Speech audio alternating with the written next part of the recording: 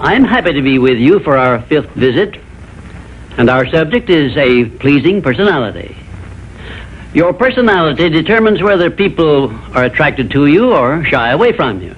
It is the show window in which you display your character to the world, and it is the one thing which distinguishes you from all other human beings. It is your trademark by which people recognize you, and it is the thing which determines your success or failure in selling yourself through life.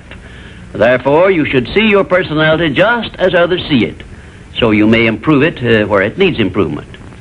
Your personality consists of more than 30 different factors, traits, and characteristics. Because of the limit of time I can devote to this visit with you, I can mention only the more important of your traits of personality.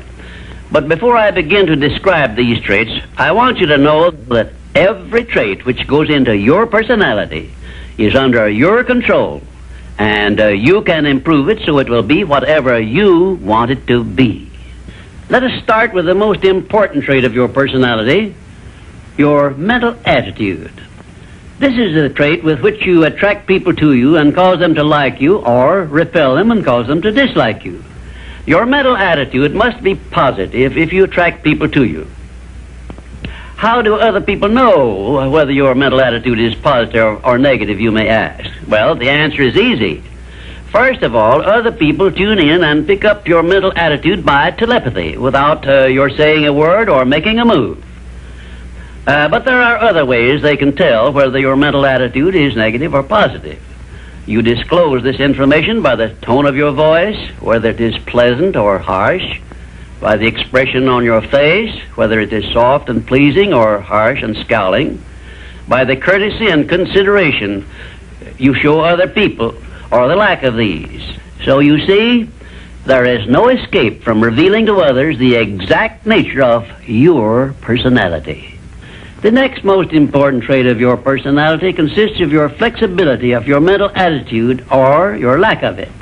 If you have flexibility, you adjust yourself to all the circumstances in your relations with others without losing your composure or allowing yourself to become irritable or angry.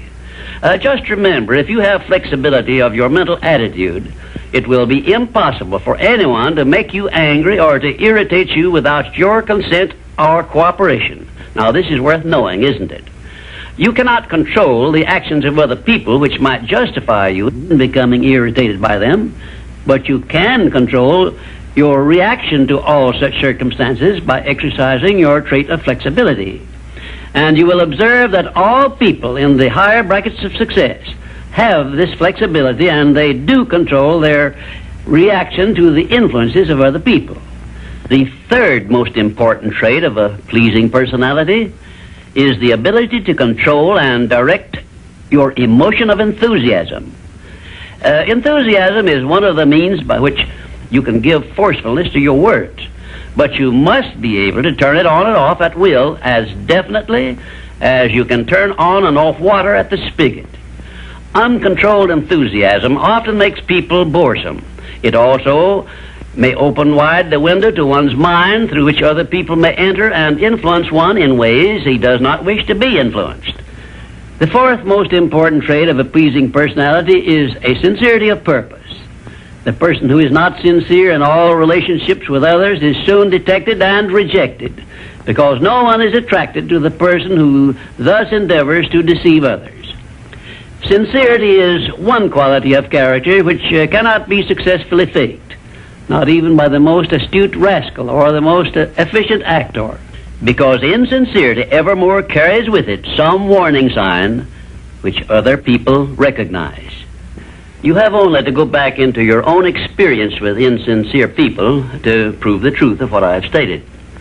There are 26 other important traits which give one a pleasing personality, but I do not have time to give them to you in this visit.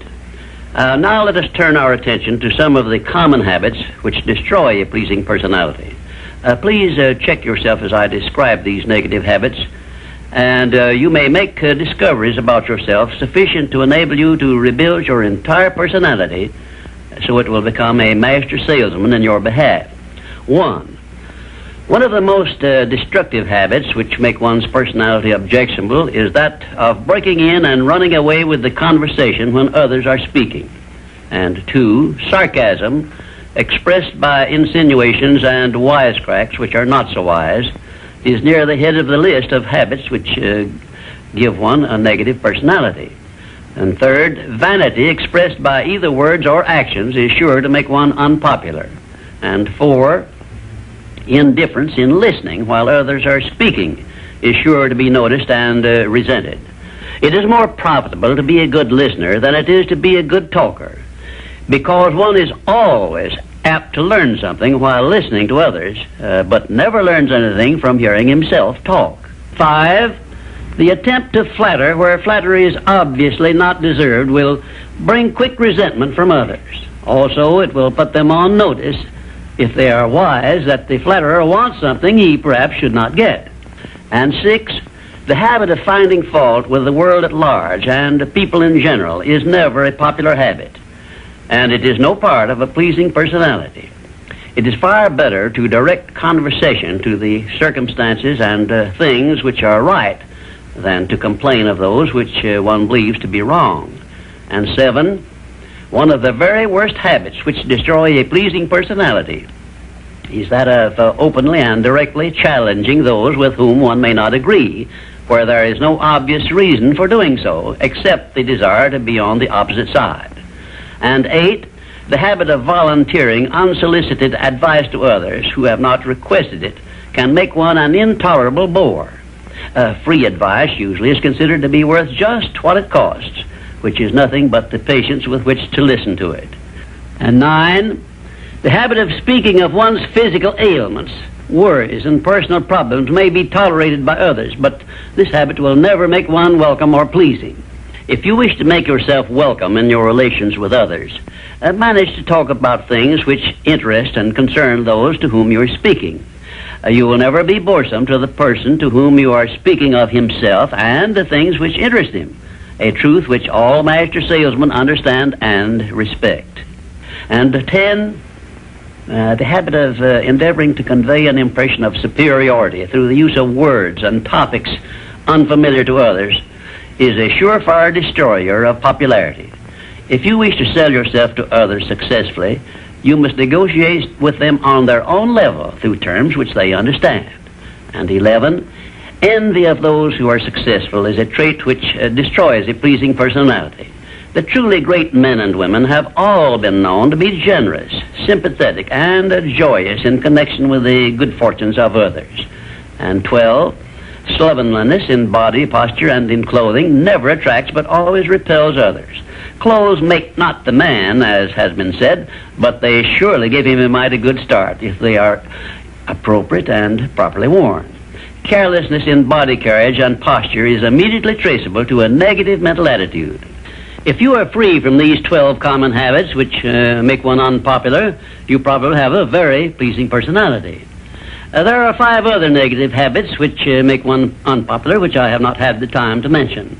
Remember this, please. If you are not liked by other people, you may be sure there is a reason which you can detect and correct. It is unnatural for one person to dislike another without a cause. Before you can make full use of the master key to success, you will need to make your personality pleasing. This will require courage on your part and honesty with yourself. A pleasing personality stands near the head of the list of assets which make one truly rich. I was impressed with this truth many years ago when I heard Andrew Carnegie say that he paid his right-hand mastermind ally, Charles M. Schwab, $75,000 a year for the services he rendered directly. But he often gave Mr. Schwab a bonus at the end of the year of $1 million for the influence he exerted on his associate workers because of his pleasing personality. You see, therefore, Andrew Carnegie, who has been said to have been the greatest judge of men this nation has ever known, placed a value on a pleasing personality of more than 10 times as much as he valued the personal services of his right-hand man. Perhaps this will give you a clue that may help you up the market value of your personality. And now, until we meet again, May I wish you health, wealth, and peace of mind.